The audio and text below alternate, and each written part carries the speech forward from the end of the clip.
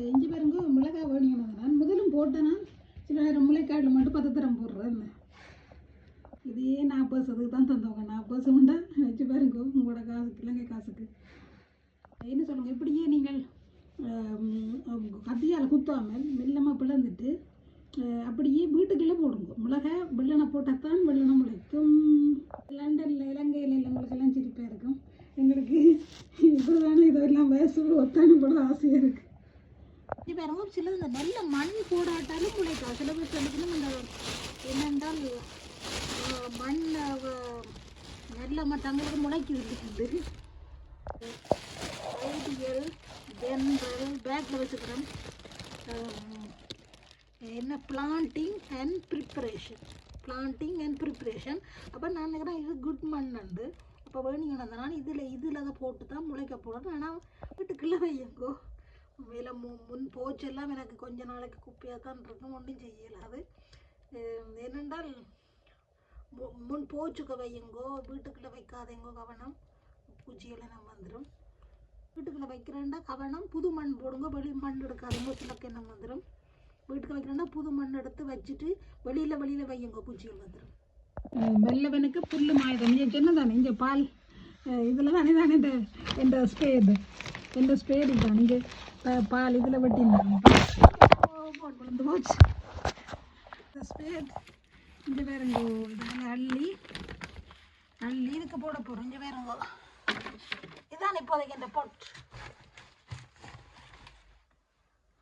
இங்கே வேறுங்கோ இதெல்லாம் சந்தோஷம் இல்லை. யோசிச்சு வேறுங்கோ கடையில் ஸ்பேட் பண்ணுறத வேலை மண்ணே ஒரு வித்தியாசமான மண் பாருங்க, நல்லா இருக்குது. இப்போ தான் வேலையால் வந்தேன்னா அப்படியே இந்த வேலையை முடிச்சுட்டே நான் சோறு மாதிரி.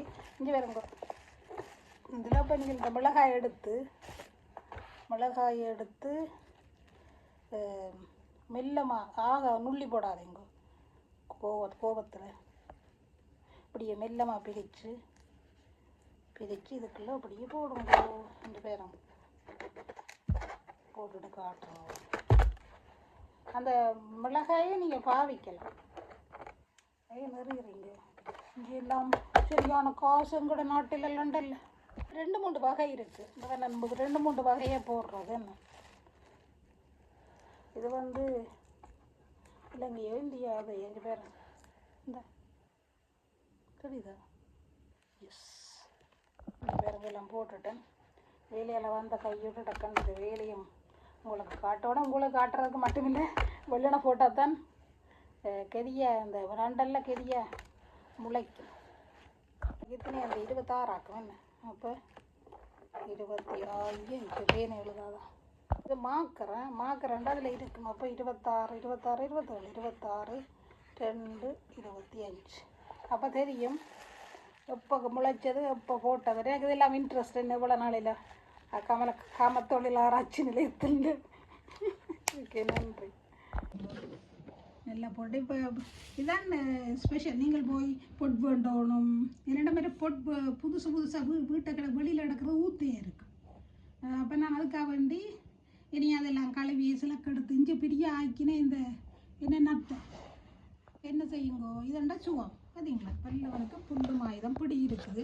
அப்படியே நீங்கள் கொண்டு போய் வெயில் இருக்க வெளியில் வைக்கலாம், வீட்டுக்கு வைக்கலாம், கோச்சுக்கு வைக்கலாம். இதுக்கு மேலும் தன் மண் போடும்.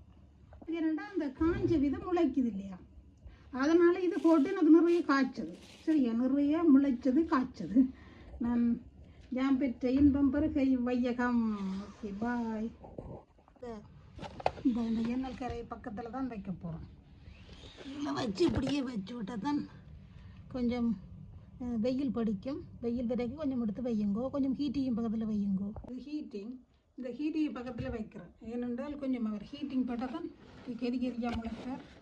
இங்கே வேறு உங்கள் டேட் போட்டு கிடக்குது, அங்காலே அது கிடக்குது. நான் உங்களை காட்டுறேன். இது இந்த ஹீட்டிங் பக்கத்தில் வைக்க கொஞ்சம் ஹீட்டிங் இருக்குது.